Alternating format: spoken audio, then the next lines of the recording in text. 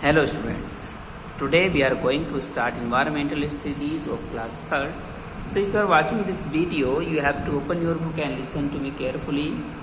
So let's continue, dear students. Dear students, as we know that in my previous video we were studying about lesson number 5, houses we live in, and in this lesson we were studying about some special houses, and we have completed houseboat. In that what is a houseboat?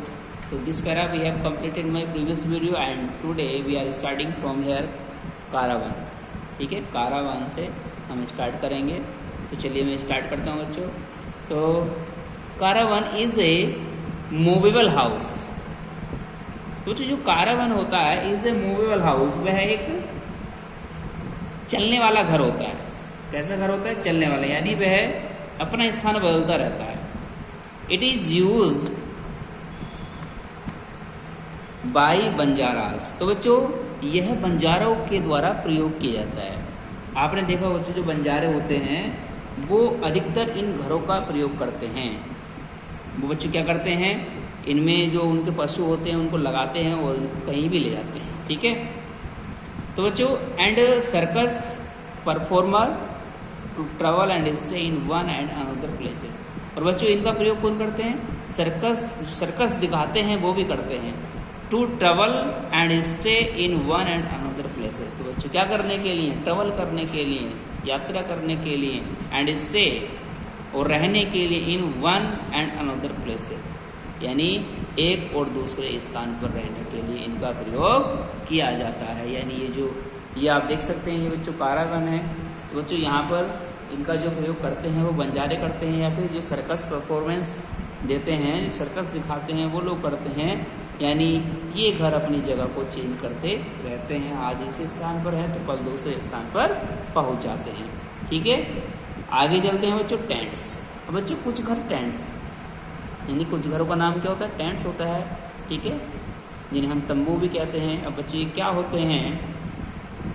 Tents are portable houses which can be fix. तो जो tent हैं हमारे जो portable house होते हैं, ठीक है ना, विच कैन बी फिक्स, जिनको हम फिक्स कर सकते हैं, यानी छोटा बड़ा कर सकते हैं.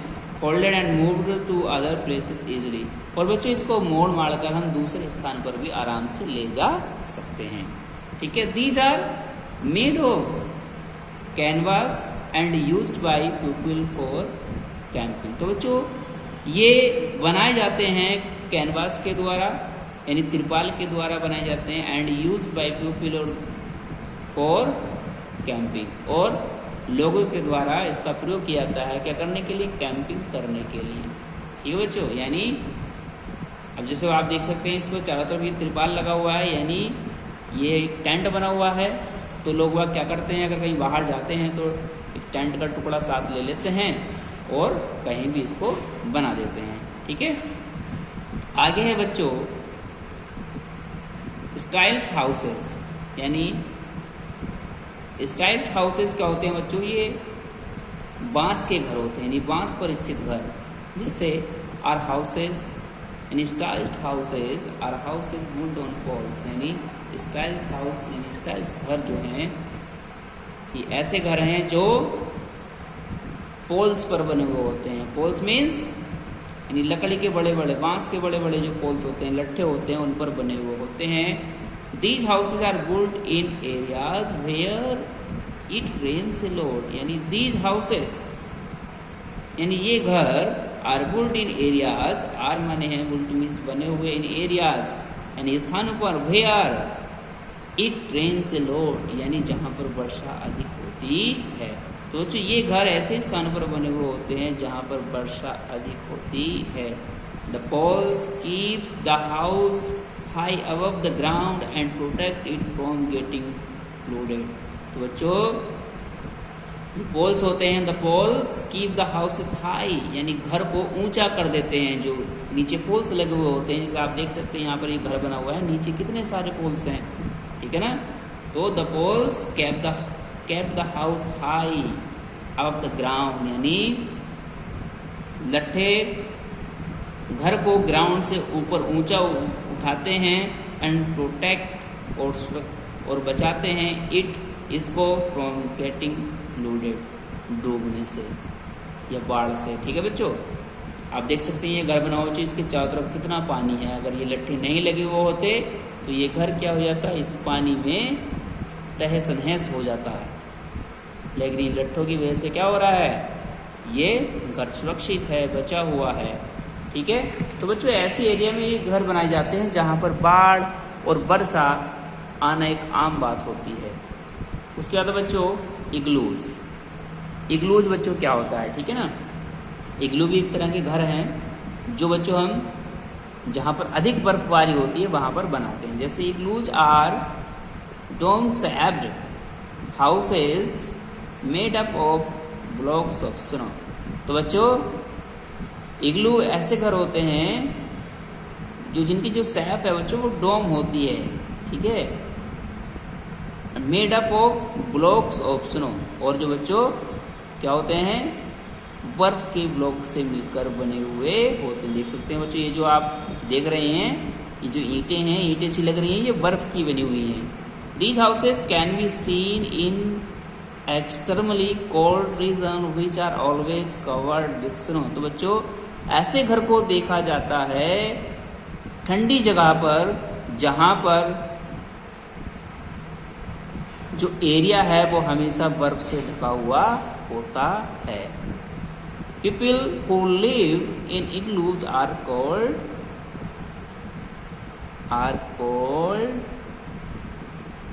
Inuits। तो बच्चों जो पीपल रहते हैं इग्लूज में वह कहलाते हैं इनाइट्स। ठीक, आगे चलते हैं बच्चों। आगे है an ideal house. An ideal house, एक आदर्श घर। अब एक आदर्श घर क्या होता है उसमें देखते हैं। Let us read which quality make a house an ideal one. तो बच्चों लेट अस रीड, चलिए पढ़ते हैं। विच quality make a house an ideal one, यानी कौन सी क्वालिटीज एक घर को आइडियल बनाती हैं, आदर्श बनाती हैं। तो बच्चों से यहाँ पर देख सकते हैं, the house should be clean, broomed and mopped every day to keep it clean. तो बच्चों the house should be clean, यानी घर साफ रहना चाहिए, ब्रूम्ड झाड़ू लगा हुआ होना चाहिए, एंड मोप पोछा लगना चाहिए, एवरी डे प्रत्येक दिन, टू कीप इट क्लीन इसको साफ रखने के लिए। The things should be kept eight there correct places, यानी द थिंग्स वस्तुएं शुड बी कैप्ट रखी होनी चाहिए एट देयर करेक्ट प्लेसेस उनके सही स्थानों पर। तो जो वस्तुओं को उनके सही स्थानों पर रखा जाना चाहिए।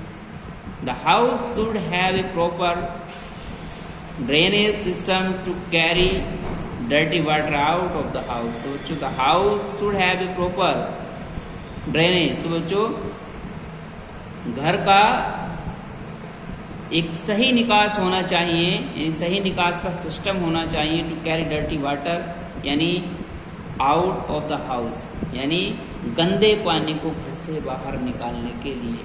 जो गंदे पानी को घर से बाहर निकालने के लिए उसका एक सही निकास का सिस्टम होना चाहिए। The floor of bathroom should be kept dry. बच्चों द फ्लोर ऑफ बाथरूम, यानी बाथरूम का जो फ्लोर है, जो फर्श है, शुड बी केप्ट ड्राई, यानी वह सूखा होना चाहिए। The house should be sunny as sunlight kills the germs causing disease. तो बच्चों जो घर है वह सनी होना, यानी वहाँ पर रोशनी आनी चाहिए। एज सनलाइट किल्स, जैसे कि जो सनलाइट होती है, सूर्य का प्रकाश होता है, जो रोशनी होती है, किल्स द जर्म्स, वह जर्म्स को मार देती है, कॉजिंग डिसीजेज, जो बीमारियों का कारण होते हैं।